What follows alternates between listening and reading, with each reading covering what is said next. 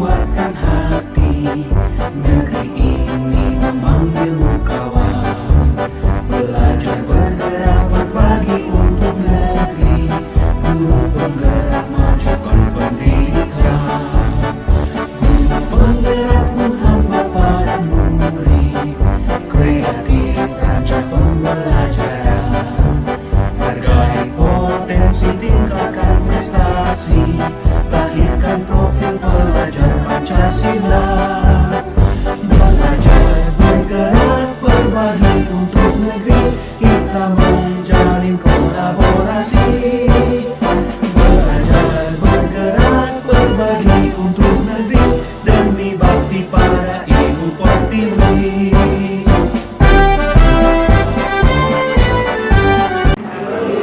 Assalamualaikum warahmatullahi wabarakatuh.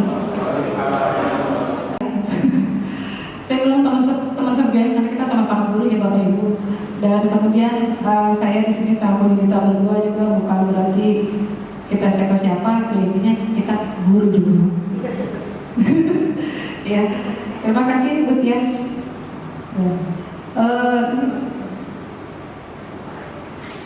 Ya kita langsung aja. Ya, langsung. Pemanasan dulu.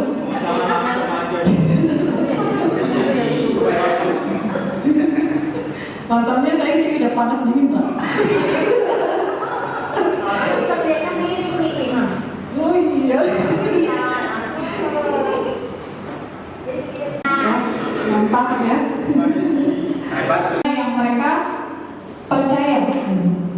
Jadi motivasi dia ada karena dia ada sesuatu yang sudah diinginkan dan sudah ada orang yang sudah dia tahu lah, dia kenal gitu ya. Nah, di sini ya. Kemudian di sini ada teori perilaku manusia, itu ada motivasi eksternal dan ada motivasi internal. Bapak Ibu, Kak Ibu udah share sama Bapak Ibu? Oh, belum share ya? Maka saya kasih ke Pak Kusya ini ya. Pak Kusya ini share. Jadi saya gesernya gimana di kualitas aja ini ya? Enggak enak ya? Hah? Iya, gimana? Jadi share Pak Kusya aja. Pak Kusya nggak apa-apa, saya share Bapak apa-apa, saya ke official.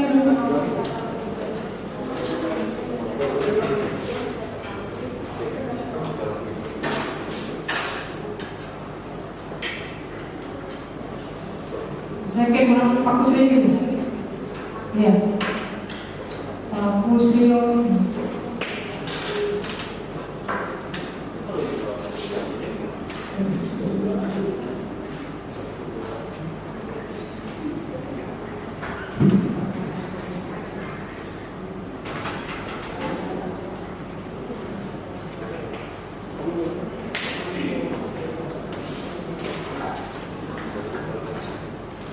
Ya Bapak Ibu itu materi kita memang agak banyak ya. Coba ini saya buat yang singkat dalam biar gak bosan ya. Plus biar cepat katanya. Kata siapa? Kata benar siapa? Ya, oke, teori motivasi perilaku manusia, ada motivasi eksternal, ada motivasi internal ya. Di sini yang pertama, untuk menghindari ketidaknyamanan atau hukuman, apa yang terjadi apabila saya tidak melakukannya. Nah, berarti ini kan dia melakukan motivasi kalau misalnya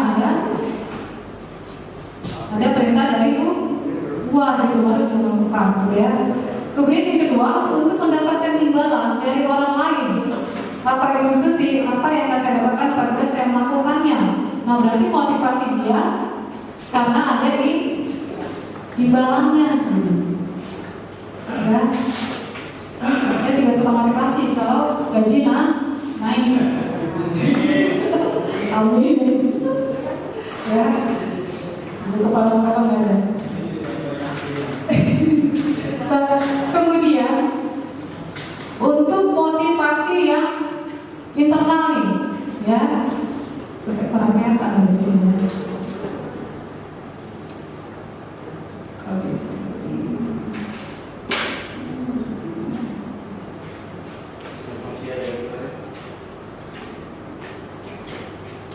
kecewa gitu.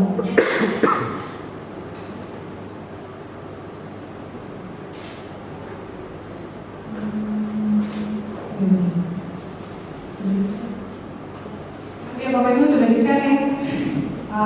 Kita baru di yang modul 1 Bapak Ibu, dan di situ sih banyak pembahasannya ya. Oke, yang ketiga ini motivasi internal ya. Di motivasi internal ini yaitu untuk menghargai diri sendiri ya, karena memang timbul motivasi itu dari hati kita sendiri ya Bapak Ibu ya. Yang benar-benar memang nggak harus ada imbalan ya, dan juga tidak ada unsur paksaan gitu ya. Nah, di sini saya akan menjadi orang yang seperti apa bila saya melakukannya.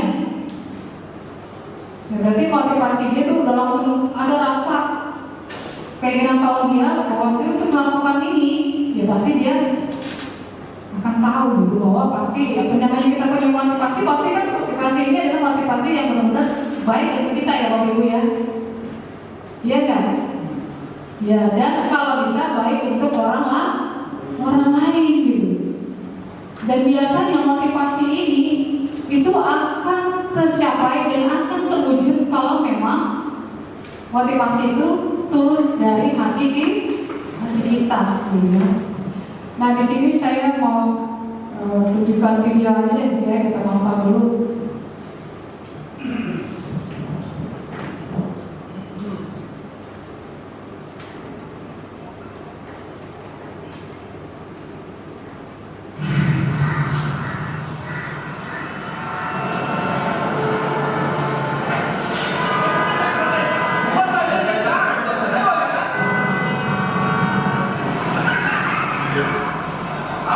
这两个有什么感觉？这是 PS。真的。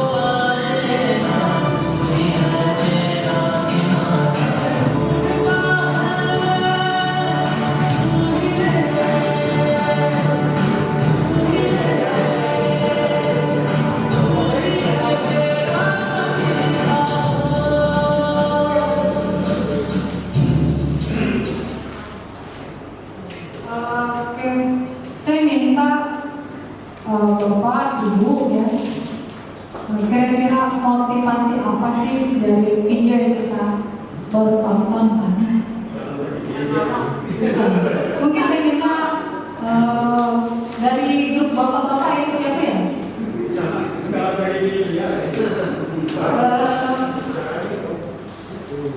Mungkin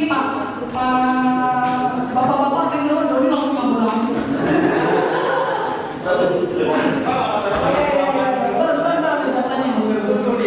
Ya, mungkin dari Kevin yang muda coba. Motivasi Kali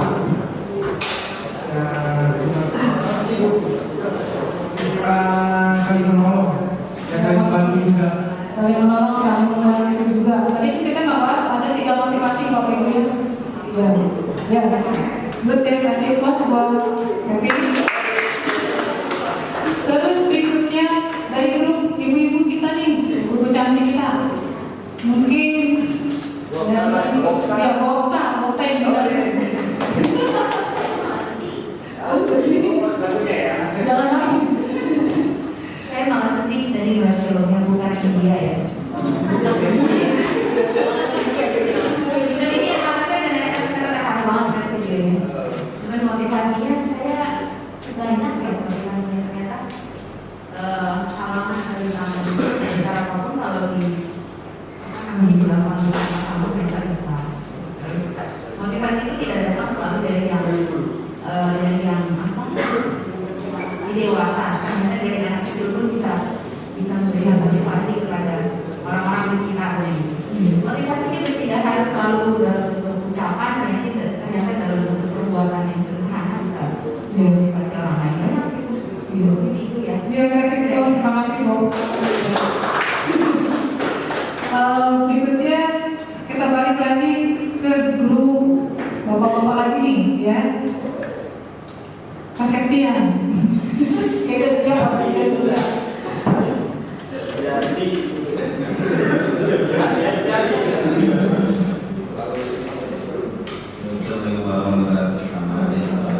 Sebenarnya beberapa tadi yang mau saya ucapin juga ada diwakili oleh Bokta, tapi memang contoh kecil aja akan berdampak, berimpact hal yang luar biasa. Juga kalau kita di sekolah, contoh disiplin yang sederhana ya, kita nggak usah nyuruh, tapi terkadang bukan kadang bakal diikuti teman-teman yang benar seperti itu. Hal yang kecil-kecil kita berulang-ulang setiap hari terus, mungkin teman akan termotivasi oleh hal kecil yang sederhana. Ini Pak. Terima kasih bos tuh. Ya benar ya Bapak Ibu, kalau kita lihat ya melakukan kegiatan yang namanya mengontrol ya. Kemudian ada ilusi bahwa semua penguatan positif efektif dan bermanfaat. Ya, jadi kadang-kadang kita selalu berpikir bahwa apa yang kita lakukan kepada kita itu sudah pasti efektif dan bermanfaat gitu. Tapi ternyata belum tentu. Pernah nggak Bapak Ibu ngerasain kayak gitu?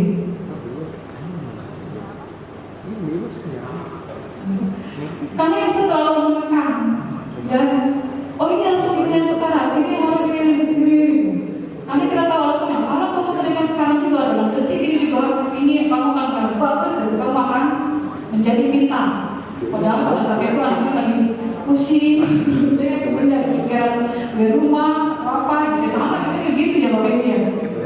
Ya betul. Nah ini ilusinya kita ngomongnya seperti itu bahwa semua pengaruh positif dan bermanfaat. Ini kembali ke kontrol kita bagaimana kita ngomong. Kemudian ilusi bahwa orang dewasa memiliki hak untuk memaksa. Ya, ya. Yang tadi saya bilang harus jadi sekarang, harus beres hari ini. Ya. Dalam waktu sekian harus kelar semua. Ya. Padahal kita sendiri, maaf ya Budian, kalau kerja kan, ayo harus selesaikan 2 hari, 3 hari. Kadang kita juga suka, aduh. Nah, ternyata ini semua sama dilaksanakan dengan murid kita dalam bagaimana sih sebenarnya dalam mengontrol pada saat kita melakukan pembelajaran di sekolah yang berbeda.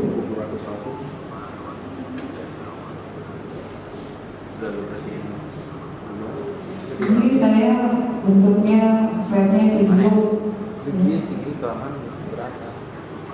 Materi Bapak Ibu belum terima ya?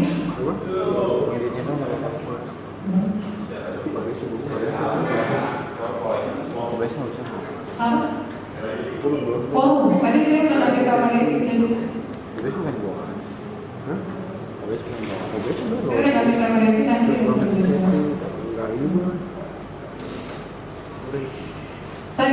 siapa sesungguhnya yang memiliki kontrol? Teknis responnya ada di sini. Ya, kita mencoba mengubah orang agar berpandangan sama dengan kita. Ya, tapi ternyata di teorinya adalah kita berusaha memahami pandangan orang lain tentang dunia. Ya, kemudian kita melihat perilaku buruk dilihat sebagai suatu kesalahan. Tapi di teori semua perilaku tidak semua salah. Pasti ada tujuannya untuk melakukannya. Ya. Kemudian orang lain ya, bisa mengontrol saya, tapi di teori kontrol sebenarnya ya, harusnya ada yang bisa mengontrol diri kita, gitu ya. Kemudian saya bisa mengontrol orang lain, tapi ternyata di teori kontrol sendiri Anda tidak bisa mengontrol orang lain.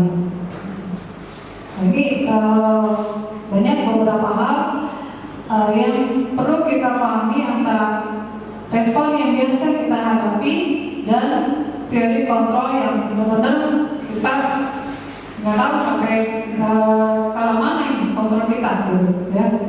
Berdasarkan teori dari Stephen. Ini waktu kita harus cepat-cepat. Ini saya, oke, ini saya video soalnya. Ya.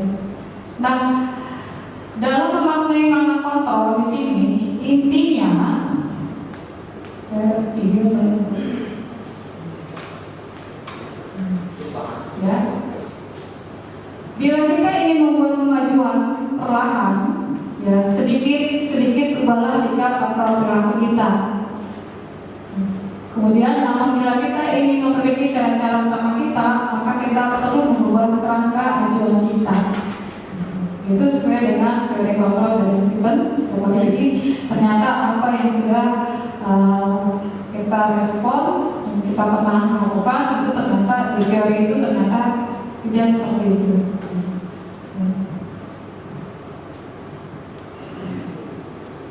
Ya, persepsinya beda-beda. Ya. Salah satu dari contoh kenapa dia mempertahankan dan kenapa dia memberikan, gitu ya. Nah, materi yang berikutnya dari sini saya masuk ke disiplin positif, ya. Ini saya video aja.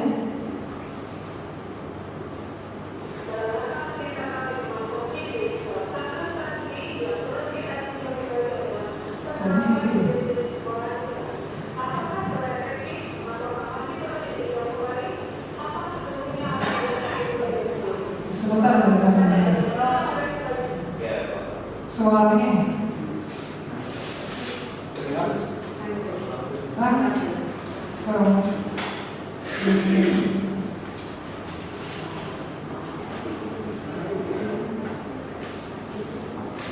suaranya kecil ya.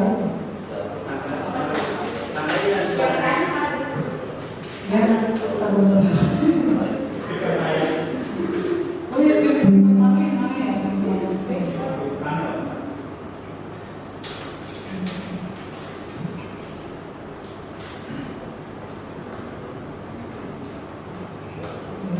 sebelum masuk ke materi disiplin, di sini kita harus tahu dulu ya Bapak Ibu. Makna disiplin adalah menciptakan lingkungan positif. Ya, dimana ini penting sekali buat sekolah kita karena ini juga merupakan salah satu dari strategi. Ya, mungkin sekarang kita lihat disiplin di sekolah kita sudah cukup lumayan. Ya, mungkin kalau misalnya itu bisa kita tingkatkan lagi. Dari sini saya mau memaparkan berkaitan dengan disiplin positif di sekolah. Makna kata disiplin dalam rangka menciptakan lingkungan positif, salah satu strategi yang perlu kita tinjau kembali adalah penerapan disiplin di sekolah kita. Apakah sudah efektif? Apakah masih perlu ditinjau kembali? Apa sesungguhnya arti disiplin itu sendiri? Apakah kaitannya dengan nilai-nilai kebajikan? Mari kita bahas makna disiplin dan nilai-nilai kebajikan universal. Sebelumnya, mari kita tanyakan ke diri kita sendiri, bagaimana kita berperilaku, mengapa kita melakukan segala sesuatu, apakah kita melakukan karena ada dorongan dari lingkungan atau dorongan yang lain. Terkadang kita melakukan sesuatu karena menghindari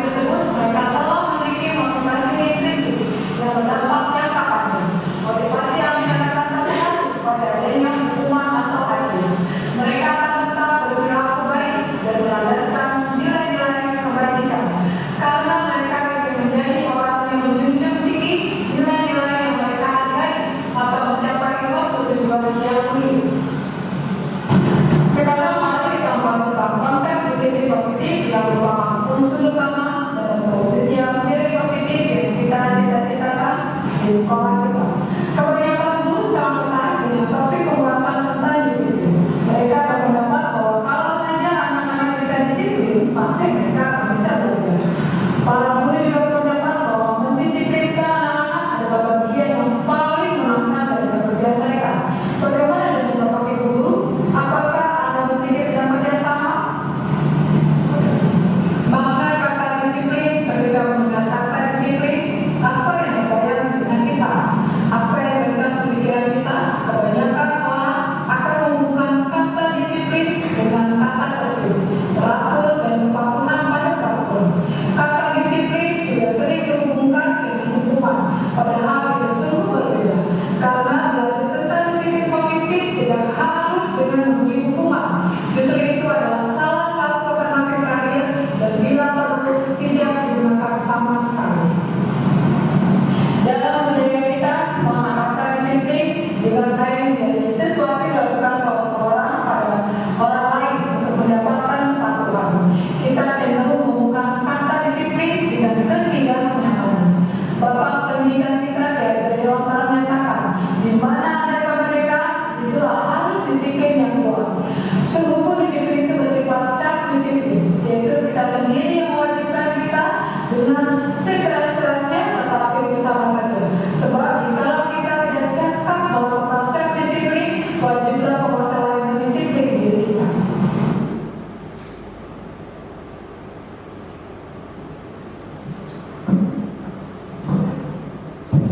Ya, Bapak Ibu tadi saya sudah jelas menyampaikan makna disiplin, dan terutama baik pengertian aja ya, karena tadi dari paparan tadi itu sebenarnya paparan itu sesuai dengan pendapat Bapak pendidikan kita, yaitu Bapak Ki Hajar Dewantoro, ya, bahwa memang sangat perlu sekali ya sebelum kita melakukan yang namanya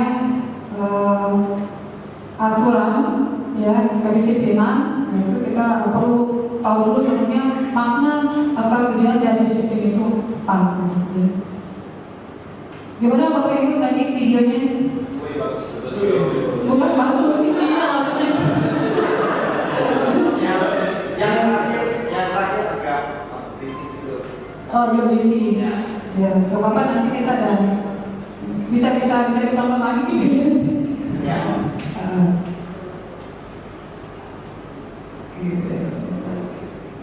Nah, tujuan disiplin positif dari video tadi adalah sosialitas, ya, menanamkan motivasi.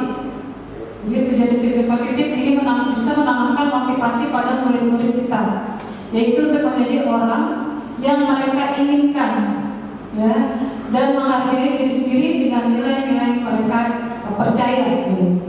Ya, disinilah murid kita sudah memiliki motivasi positif yang berdampak jangka panjang. Ya. Motivasi tidak akan berpengaruh pada adanya hukuman atau hadiah ya Bapak Ibu. Jadi motivasi itu memang seharusnya keluar dari hati si murid itu sendiri. Ya, bahkan tanpa ada unsur paksaan. Dan kemudian di dalam disiplin budaya positif sekolah, ya di sini kita ada beberapa nilai-nilai kebajikan universal. Ya, untuk nilai-nilai kebajikan universal yang sudah diterapkan di dunia pendidikan, salah satunya adalah profil pelajar Pancasila. Dan mungkin kalau guru-guru di kelas 10 sudah tahu ya. Maksudnya dari profil pelajar Pancasila ini yang sudah diterapkan sama guru kita apa aja gitu ya. Sini Pak Kusri, Pak Kusri, maaf Pak Kusri, ya Pak Kusri. Ya Pak Kusri ya, Pak Kusri sudah menyampaikan dan kita juga sudah mengikuti aturan kurikulum merdeka oleh Bu Tias ya. Kita sudah mulai menerapkan nilai-nilai kebajikan universal, salah satunya adalah profil pelajar Pancasila. Mungkin kalau Bapak Ibu yang mengajar selain di kelas 10 menurut saya itu udah tahu ya mungkin. Udah ya. Ya jadi membiasakan murid-murid kita selalu beriman dan bertakwa kepada Tuhan yang Maha Esa. Ya, kemudian mengajarkan murid kita untuk mandiri, kemudian juga bergotong royong, ya, kreatif, ya, bernalar kritis dan berkebinekaan global. Ya. Ini videonya saya. Oke. Ini saya nggak apa-apa saya training Bapak Ibu. Ya, yang ini. Saya mau ini pakai video. Nilai-nilai kebajikan yang dimiliki seseorang, motivasi intrinsipnya akan terbangun sehingga menggerakkan motivasi dari dalam untuk dapat mencapai tujuan mulia yang diinginkan. Beberapa institusi atau organisasi pendidikan telah memiliki nilai-nilai kebajikan yang diyakini dan disepakati bersama. Salah satunya adalah nilai-nilai kebajikan yang dicapai oleh setiap anak Indonesia yang kita kenal dengan profil pelajar Pancasila. Bisa disimpulkan bahwa sebagai institusi atau organisasi selalu memiliki nilai-nilai kebajikan yang sama, karena nilai-nilai tersebut bersifat universal dan lintas bahasa, suku, bangsa, agama, dan maupun dari latar belakang. Nilai kebajikan universal. Kita telah mengikuti selama pembahasan tentang makna disiplin positif yang dibongkar oleh Hajar Dewantara maupun Dian Gosek, di mana kedua pakar pendidikan ini mengartikan disiplin sebagai bentuk kontrol diri, yaitu belajar untuk kontrol diri agar dapat mencapai suatu tujuan yang mulia. Tujuan mulia di sini mengacu pada nilai-nilai atau prinsip-prinsip mulia yang dianut seseorang. Kita namakan nilai-nilai tersebut sebagai nilai-nilai kebajikan atau yang universal. Nilai-nilai kebajikan disepakati bersama lepas dari suku, bangsa, agama, bahasa maupun latar belakang. Nilai-nilai ini merupakan payung besar dari sikap dan perilaku kita, atau nilai-nilai ini merupakan fondasi kita berlaku di dalam dunia pendidikan.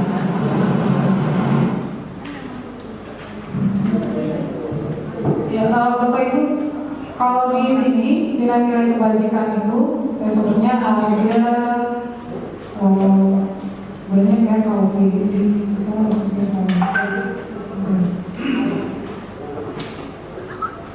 jadi selain yang sudah kita pakai, yaitu kan tadi ya profil pelajar Pancasila.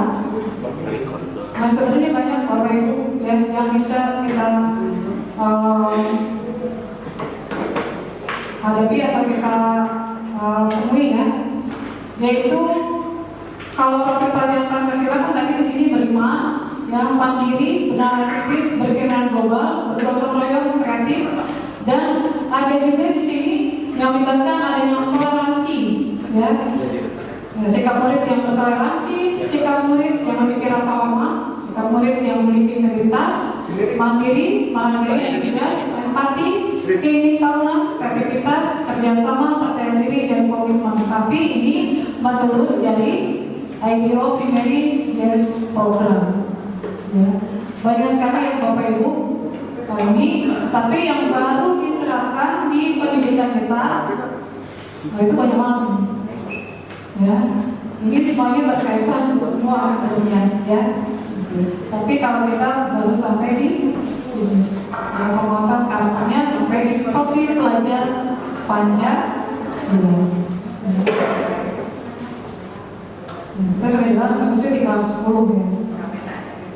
Nah kita lanjut ya, setelah kita mengenal kebijakan universal ya, dan juga apa itu tujuan dari budaya positif tadi ya, disiplin positif. Nah langsung kita masuk ke motivasi ya. Oke, karena budaya positif itu akan terbentuk kalau adanya motivasi gitu ya. Nah motivasi kita di sini ya, ini sebenarnya yang harus kita tahu, bukan hanya motivasi aja, tapi juga ada yang namanya hukuman, penghargaan, dan yang namanya restitusi. Ya. Oke. Nah di sini ada 3 motivasi perilaku manusia. Ya. Yang pertama, ya, untuk menghindari ketidaknyamanan atau hukuman. Ya, ini. Kemudian yang kedua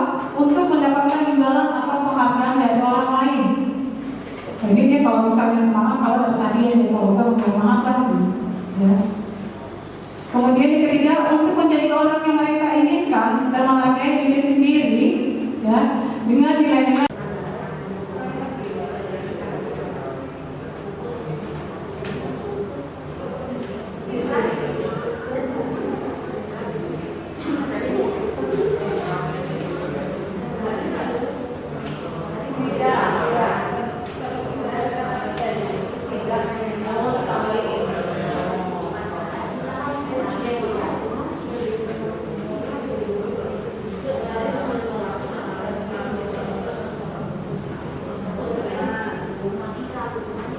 Yang tindakan guru yang murid disuruh untuk mengenakan sepatu, ini maksudnya murid tidak disuruh untuk mengenakan sepatu, ya disuruh juga dengan sepatu saya sekolahnya tidak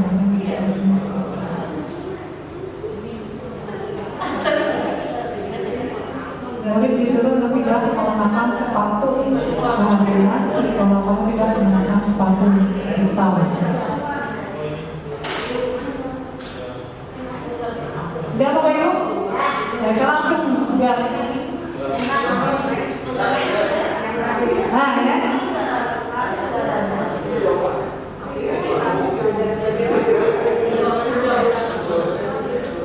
Ya udah ya Bapak Ibu ya, sangat maklum ya.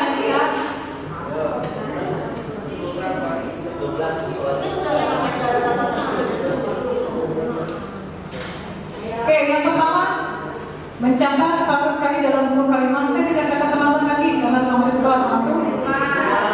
Nah, ya. Lari dari lapangan basket 2 kali karena tambah tadi di sekolah. Mulut diminta pesan, ya, menggantikan kertas tugas teman yang tercoret-coret. Membersihkan tumpangan air di meja tulis setelah pada pelajaran. Ya. Murid disuruh untuk tidak mengenakan sepatu sehari di sekolah karena tidak menggunakan sepatu hitam. Lari dari lapangan basket 2 kali karena tambah 10 menit untuk pelajaran PBK. Konsekuensi. Iya, silakan tepuk tangan buat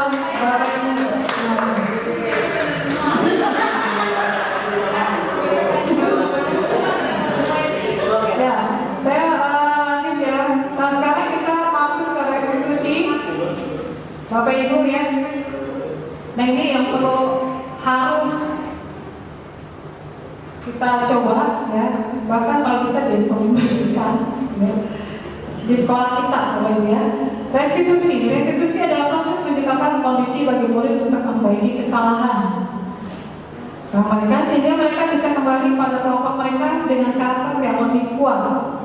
Restitusi juga adalah proses kolaboratif yang mengajarkan murid untuk mencari solusi untuk masalah dan membantu murid berpikir tentang orang seperti apa yang mereka inginkan dan bagaimana mereka harus melakukan orang lain.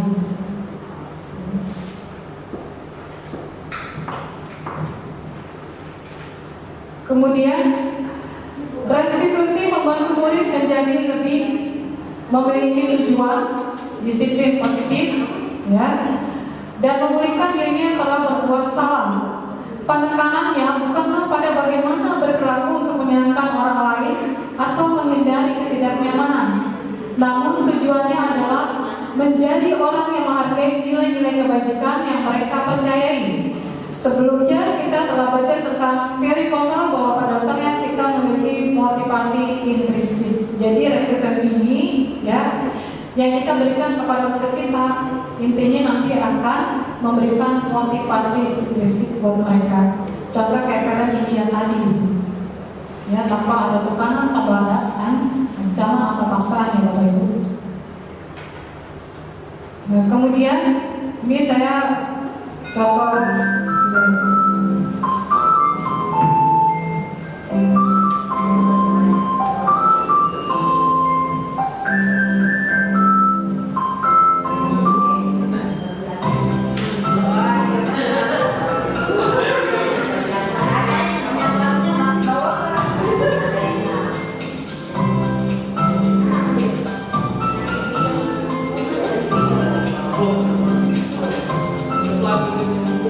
Thank you.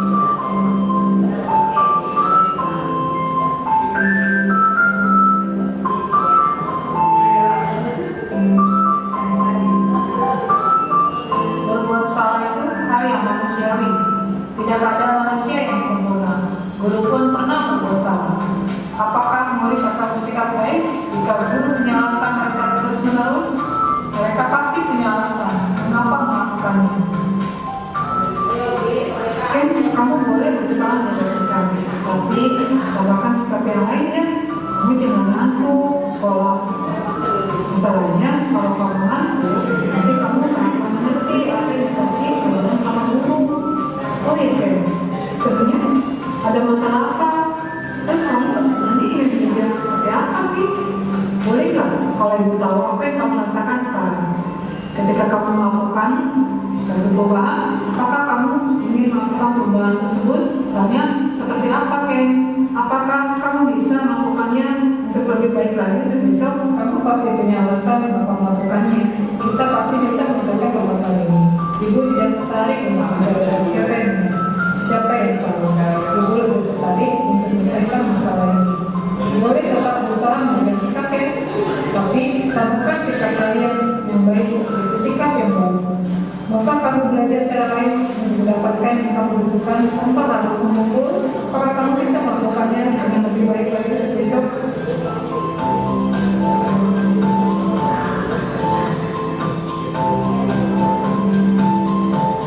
Saya mengucapkan terima kasih untuk Bu Julia atas motivasinya, disiplin positifnya untuk menciptakan murid yang memiliki penguatan profil pada finansial dan semua berpihak pada murid yang membentuk murid sesuai program alam dan program zaman.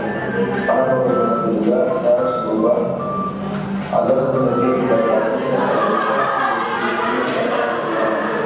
Saya mengucapkan terima kasih untuk Bu Julia atas motivasinya dan positifnya untuk menciptakan murid yang memiliki penguatan profil pada finansial dan semua berpihak pada murid yang membentuk murid sesuai program alam dan program zaman. Karena bagaimana juga saya harus berubah agar menjadi lebih baik dan kalau bisa menyelesaikan hidup ini tidak hanya dalam lagi. Buat teman-teman, ayo semangat belajar dan merdeka belajar dan semuanya berpihak kepada murid.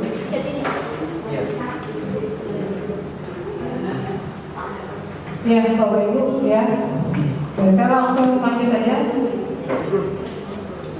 Oke. Jadi murid pada saat melakukan suatu kesalahan, biasanya dia akan memberikan pengakuan secara khusus, ya. Kemudian berikan mereka kesempatan untuk memberikan pengakuan secara pribadi dan berikan kesempatan mereka untuk melakukan pengakuan kepada semua murid untuk bergantian dan berikan kesempatan untuk mereka memberikan pengakuan secara konsisten. Saya langsung lanjut. Nah intinya untuk menciptakan budaya positif di sekolah, kita perlu menyediakan lingkungan yang aman dan nyaman agar murid mampu berpikir, bertindak dan mencipta dengan merdeka, mandiri, bertanggung jawab. Salah satu strategi yang bertinjau ulang adalah bentuk disiplin yang dilakukan selama ini di sekolah kita. Standar pendidikan nasional dalam rangka menciptakan lingkungan yang positif, maka setiap warga sekolah dan pemangku kepentingan perlu saling mendukung, menghayati dan menerapkan nilai-nilai kebajikan yang telah disepakati bersama. Untuk dapat menerapkan tujuan tersebut, maka seorang pemimpin pembelajaran perlu berjiwa kepemimpinan sehingga dapat mengembangkan sekolah dengan baik agar terwujud suatu budaya sekolah yang positif sesuai dengan standar kompetensi sekolah yang telah ditetapkan. Tujuan mulia dari penerapan disiplin positif adalah agar terbentuk murid-murid yang berkarakter, berdisiplin, santun, jujur, peduli, bertanggung jawab, dan merupakan pembelajar sepanjang hayat sesuai dengan standar kompetensi lulusan yang kita harapkan. Nah Bapak Ibu, saya selanjutnya masih ada satu materi lagi, yaitu keyakinan kelas. Ya, saya lanjut aja ya. Sehingga saat ini waktunya soalnya keyakinan. Seseorang akan lebih motivasi seseorang di dalam sesuai dengan gerak ya, dan bersemangat untuk menjalankan keyakinannya daripada hanya sekedar mengikuti serangkaian peraturan tulis tanpa makna. Pembentukan keyakinan kelas ini biasanya ya bersifat lebih abstrak daripada peraturan. Maksudnya daripada peraturan kelas. Ya, jadi beda peraturan kelas sama keyakinan kelas beda. Yang lebih rinci dan konkret. Keyakinan kelas berupa pernyataan-pernyataan universal Ya, pernyataan KKN kelas senantiasa dibuat dalam bentuk positif. KKN kelas sebenarnya tidak terlalu banyak. Jadi kita bikin, hari ini datang jam sekian, hari ini segini, gitu ya. Jangan banyak-banyak, cukup simpel tapi bisa diingat terus sama murid kita, gitu ya. Kemudian dipahami semua warga kelas. Jadi wali kelas nanti itu harus sepakat membuat KKN kelas. KKN kelas sebaiknya sesuai sesuatu yang dapat diterapkan di lingkungan tersebut. Semua warga. If someone make mistakes, Nah, yuk. he's making mistake. Ya, jadi pada saat orang itu melakukan kesalahan, tegur. Bahkan dalam agama pun sangat dijelaskan bahwa punishment dan reward itu ada. Surga dan neraka ada konsekuensi logis. Bahwa mereka yang tidak taat terhadap aturan Tuhan maka masuk neraka. Dalam dunia kampus lebih parah lagi. Dalam dunia kampus jauh lebih parah lagi. Ada IPK ya 2, 1,3 itu menunjukkan tingkat punishment dan reward itu bukan hal yang tabu yang kemudian kita bisa amputasi sehingga siswa itu tidak siap di dunia nyata. Itu memang keadaan seperti itu.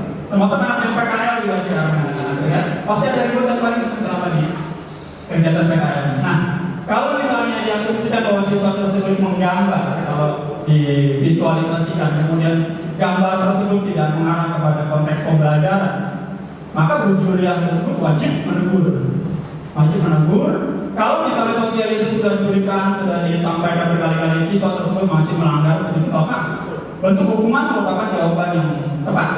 Kalau arahan itu tidak bisa lagi diberikan, maka hukuman menjadi salah satu jalan keluar alternatif. Karena kesalahan itu menular, sampai dengan kita tertawa itu menular, motivasi menular. Termasuk kalau satu orang dibiarkan melakukan tindakan kesalahan dan lingkungan itu melihat bahwa gurunya tidak memberikan aturan yang ketat, maka akan menular kepada yang lain. Nah, warna ibu apa-apa, maksud saya nggak boleh.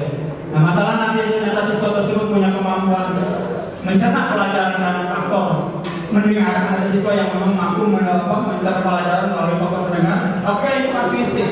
Kita tidak bisa disamakan semua bahwa siswa yang melanggar aturan mereka tetap akan belajar. Termasuk di kelas kan banyak siswa menggunakan HP merupakan salah satu visualisasi dari bentuk penggambaran siswa tersebut. Sedikit sekali bahwa siswa yang menggunakan HP di kelas, Facebookan ataupun WA, itu mendengar penjelasan gurunya. Kalaupun ada, itu hanya sangat sedikit. Walaupun saya tidak bisa melakukan survei dan sebagainya, itu hanya anggapan saja. Tapi kualifikasi kalau guru yang di sana sudah memberikan warning sebelumnya, arahan sebelumnya, konsekuensi sebelumnya, hukuman merupakan jalan keluar yang terbaik. Masalah nanti bentuk hukuman seperti apa? Maka hal seperti itu dulu pernah kita juga sama merasakan di tahun 80-an saya diberlakukan seperti itu. Ya di JWR segala macam dicambuk, bahkan cambang saya itu ditarik. Tapi bedanya kalau anak zaman dulu itu bersih hatinya. Kita tidak membenci gurunya, memang ada sedikit pola pikir yang berbeda dengan anak zaman sekarang. Mereka mudah sekali membenci gurunya. Bahkan kalau ada gurunya yang menerapkan aturan menjadi musuh public enemy. Ya jadi kalau saya hukumannya masih menurut saya nggak terlalu berat sebetulnya. Walaupun saya nggak tahu apakah gurunya di sana memberikan hukuman sampai kalian selesai, apakah hanya menit-menit pertama saja. Tapi prinsipnya saya setuju adanya hukuman dan saya sangat setuju adanya punishment.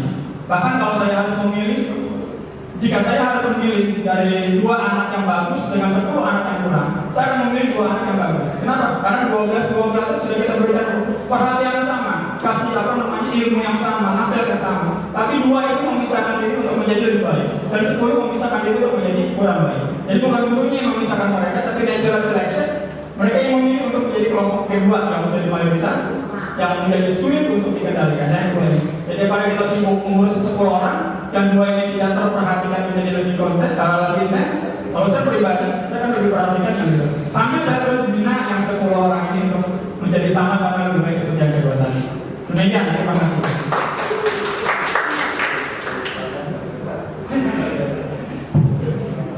Ya, terima kasih Mr. Martin. Mungkin ada yang lain dari tim ibu-ibu, tim bapak-bapak, selain Mr. Martin, ada lagi?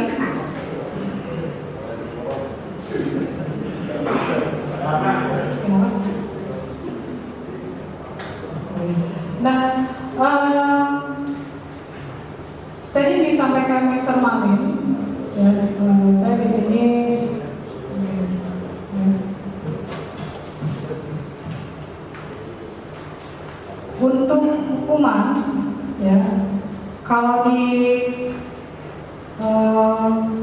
Di buku mungkin di slide-nya ada ya, di materi silakan dibuka di handphone. Di handphone.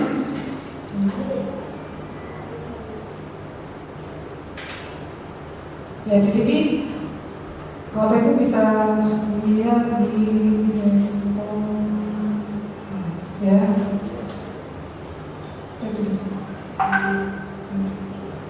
Atau saya tampung dulu ya Pak ya, karena kita akan bahas hukuman dan penghargaan ya. Nah, saya kasih contoh dulu ya, dihukum oleh penghargaan dulu ya.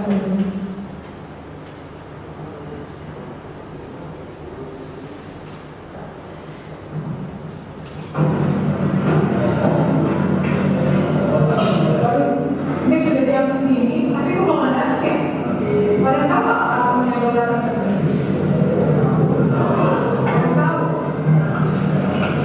Ya, jadi jangan mantap lagi ya. Saya minta bagus bagaimana belajarnya.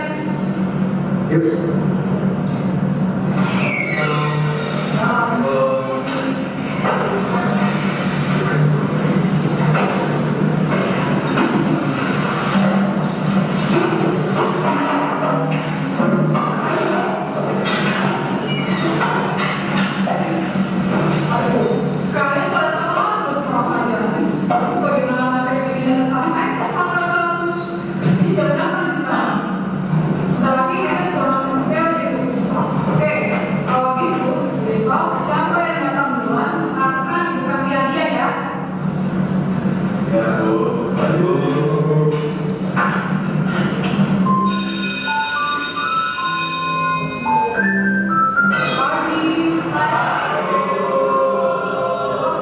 Hari ini ada datang pagi semua nih. Ya Bu.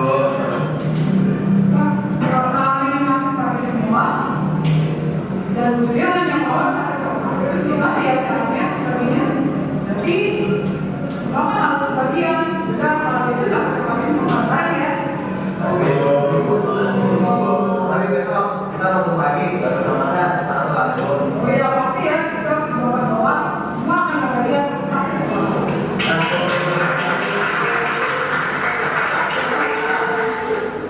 Ya kalau dari video ini dia udah ketahuan ya, kita masih hukuman tapi syaratnya harus coklat dulu gitu ya. Ya, nah langsung kita masuk ke pembahasan ini Bapak Ibu ya. Oke, tadi sesuai dengan bukan pertanyaan tapi jawaban bisa kami ya. Oke, hukuman. Tadi yang video yang pertama itu yang saya menghukum anak itu termasuk hukuman ya. Hukuman bersifat tidak terencana atau tiba-tiba. Anak atau murid tidak tahu apa yang akan terjadi dan tidak dilibatkan. Hukuman bersifat satu arah dari pihak guru yang memberikan dan murid hanya menerima hukuman tanpa melalui suatu kesepakatan, bisa dalam bentuk perbuatan atau kata-kata. Pernah nggak Bapak Ibu merasakan ini? Ya, mungkin ada hukuman yang perlu adanya kita kolaborasi antara guru, kepala sekolah, dan Pak Kusdi, guru-guru, dan bahkan perlu kolaborasi antar murid juga Bapak Ibu dalam membuat suatu peraturan atau hukuman gitu ya. Nah, ini ya. Jadi yang video tadi itu benar karena itu hukuman, tapi kembali lagi dalam hal ini ya tetap aja tadi kita udah bahas motivasi ya Bapak Ibu. Ya, ada 3 motivasi eksternal dan internal. Dan yang paling perlu kita perhatikan adalah motivasi internal untuk murid kita.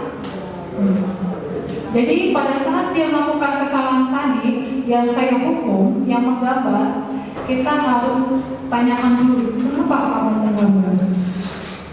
Itu penting. Jadi kita jangan langsung menghukum. Apalagi kalau misalnya anaknya agak diem, komunikasi mungkin agak kurang, plus temannya juga sudah menyerang mereka, gitu ya. dan gurunya menganggap itu suatu hal yang biasa. Jadi kita perlu memperhatikan yang namanya 3 motivasi tadi, motivasi eksternal dan internal.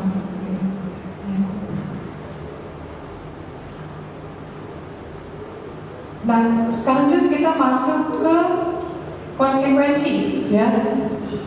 Sementara di sini dalam bentuk konsekuensi sudah terencana atau sudah disepakati, sudah dibahas dan disetujui oleh guru dan murid. Ya.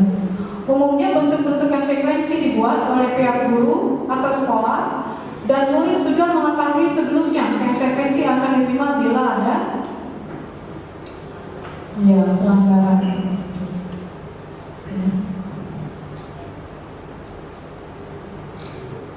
Nah, di tabel ini ya ada identitas hukuman. Ternyata hukuman ini termasuk identitas gagal.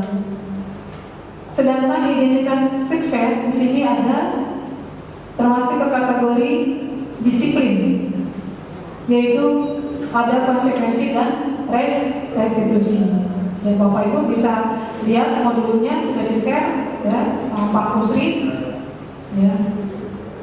Hukuman sesuatu yang menyakitkan harus terjadi. Ya. Kalau konsekuensi sesuatu harus terjadi. Tapi kalau restitusi itu sesuatu itu bisa menjadikan satu pilihan. Kemudian hukuman tidak nyaman untuk murid atau anak untuk jangka waktu panjang. Biasanya anak kalau dihukum agak keras pasti akan dia kenang, tapi kan dikenangnya bukan dengan hebat, ya. Bahkan ada unsur dendam, ya. Bahkan ada yang sampai parah ya, maksudnya sampai motor dulu dikepesin gitu, ya. Kemudian kalau kita kasih konsekuensi, ya, disiplin dengan konsekuensi tidak nyaman untuk murid atau anak untuk jangka waktu pendek, ya. Tapi kalau restitusi menguatkan untuk murid dalam jangka waktu yang panjang. Kemudian hukuman itu bisa dikatakan korban, ya. Kemudian kalau konsekuensi korban bisa diabaikan. Restitusi korban bisa mendapatkan ganti. Nah, nanti untuk materi ini masuk ke materi unitan nanti dan contoh-contohnya, gitu ya. Bagaimana hukuman, bagaimana konsekuensi, bagaimana restitusi, gitu. Jadi sebenarnya posisi saya sama Bu Yunita hari ini, saya langsung kasih tahu aja. Ini lebih mengarah ke restitusi, Bapak Ibu. Sebetulnya. Ya, lanjut ya, Bapak Ibu.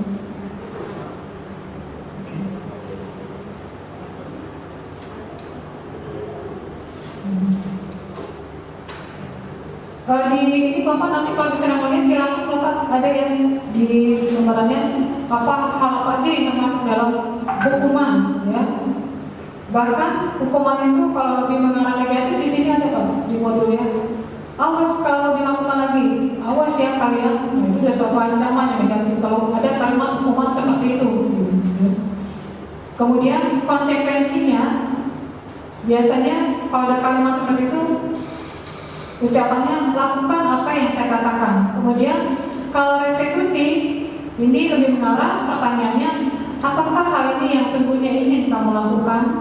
Karena bagaimanapun juga setiap kita melakukan sesuatu pasti ada dasarnya. Jadi kita perlahan aja lah menanyakan dasarnya kenapa murid tersebut melakukan. Oke, nah Bapak Ibu di sini saya minta Bapak Ibu menjawab pertanyaan. Bisa dibagikan. Aduh, asisten saya begini Pak, baru sekali saya di WA.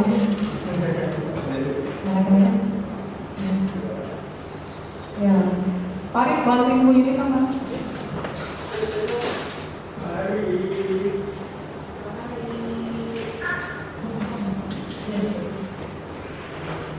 Di situ saya minta Bapak Ibu, mengisi ya. Tindakan di sebelahnya, kolom tindakan guru di sebelahnya, Bapak bisa putuskan apakah itu termasuk hukuman atau konsekuensi.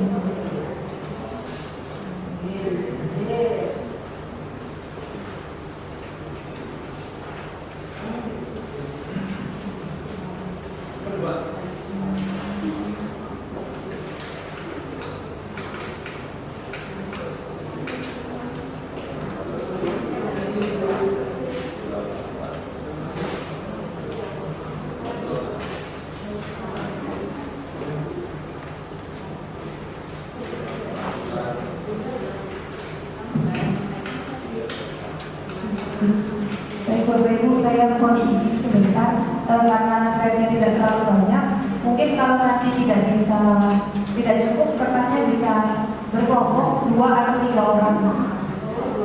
Jadi ada 2 lembar. Yang lembar pertama ada tindakan guru yang bentuknya tabel. Kemudian yang kedua peraturan dan keyakinan kelas. Oh itu kayak keren mas sebentar aja. Oh belum. Yang kayak keren masnya dikumpulin dulu nih, soalnya belum masuk materi. Yang kayak keren mas.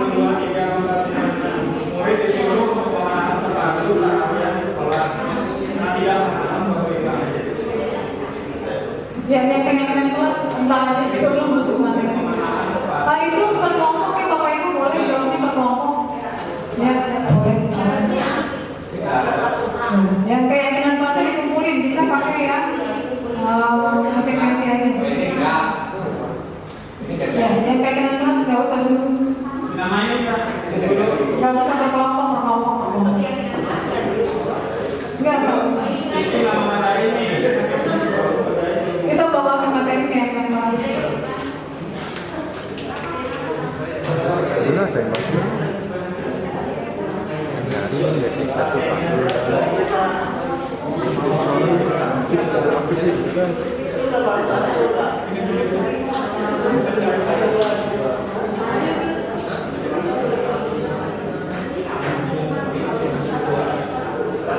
Baik, sebenarnya ada 2 lembar. Kemudian yang lembar pertama itu yang depannya adalah mencatat 100 kali untuk lembar yang kedua.